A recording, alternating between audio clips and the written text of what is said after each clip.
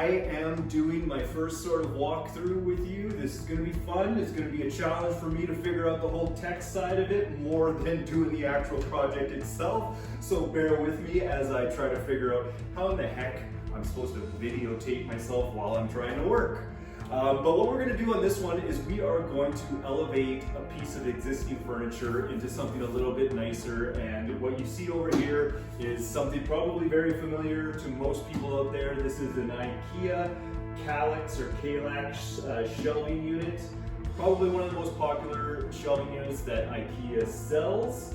And I've had it in my sort of music room for a while, and I have it because it's perfect for records. And I know a lot of people that use them for that purpose, but I've had it just sort of sitting on the ground, and it looks a little bit like something you would have in a dormitory. So I want to elevate it a little bit. I do like the very sort of modern, just square look of it, but I want it to look maybe bringing a little bit of contemporary flair to it. So what I'm going to do is I'm going to put some legs on the bottom of it, and I'm going to make them out of ash. So I have this ash right here. The legs are going to end up being these little tapered legs kind of along this line. And this ash is near and dear to me because I actually harvested it myself, and this is going to be the first time I ever get to use it. So I'm very excited.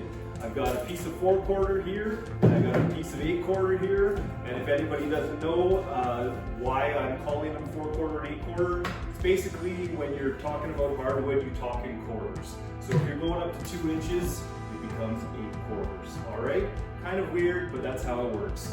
Anyways, what's going to happen is I'm going to make some of these out of the 8/4, and then I'm going to have to do something to bridge both sides of this shelving unit out of the 4/4. So that's going to end up housing these, or holding these 2 feet on the front and 2 feet on the back. And I will dowel them together and glue them to the bottom of this unit. And the reason being is I'm just worried about point loading these 4 corners and actually having that punch through when I get this thing loaded with records. Because if anybody who has worked with these or put one together knows that they're basically made out of cardboard now. You can see how easy it is to lift.